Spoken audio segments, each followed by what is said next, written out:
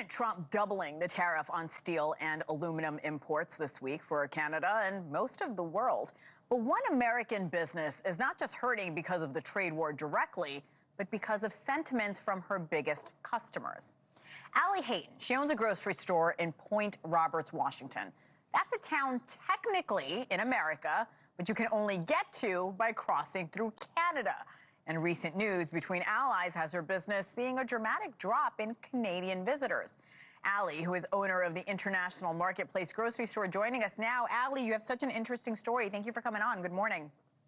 Good morning, Hena. Thanks for having me. Of course. Many businesses have been impacted by the tariffs and the trade disputes.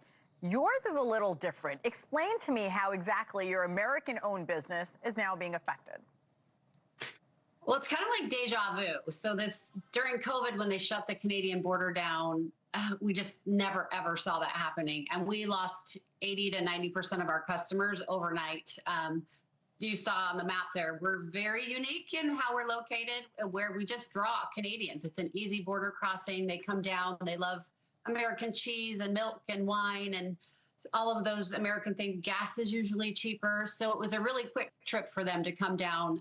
It's also a very beautiful, beautiful part of the country. It's surrounded by water on three sides. There's wildlife and just gorgeous. So you shut the border and we lose all of that. So we really struggled. We were starting to make our way back. And then in January, February, when these trade talks started, I was very hopeful that it was just about, getting the borders tightened up and some leverage there. And that once that was over, we'd go back to quote unquote normal, whatever that looks like now.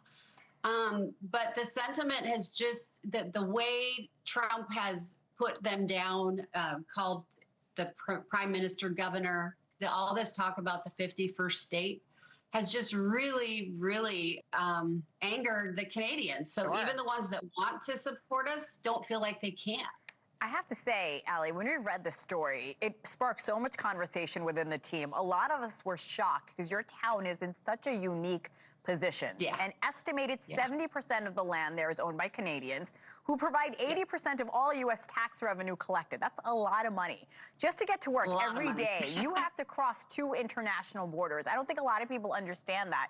You even carry both American and Canadian dollars for customers. You're being as accommodating as possible.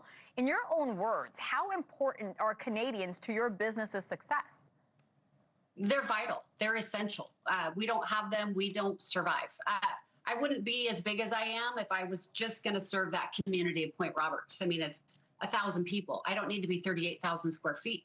But with the 8,000 customers a week that used to come down and visit Point Roberts, I need to be that big and I need to have that many employees. And it's really frustrating because during COVID, I'd get like support mail from all over the country. And when this started, I'll get emails from people in Ottawa just cheering for my failure just because I'm an American.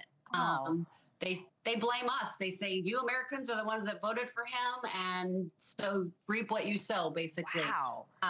Even though Washington's not one of those states that voted for him. But I think we need to have trade talks. All of that is very important, but we don't need to do it in a way that we put people down and basically bully. You mentioned the letters you're getting from Ottawa. What are other customers saying to you?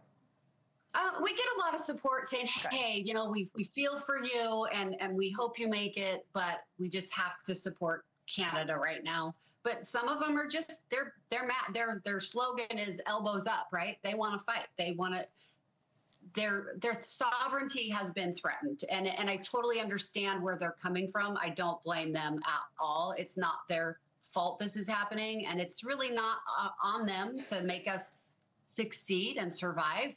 But we need them. We get our water from them. Our sewer goes there. We get our power from them. We get our economy from them. I bring all my goods from America, from the other side of Washington, and that's what they want. And we try to provide as much as we can, but it's going to be hard to keep going if the sentiment doesn't change pretty soon.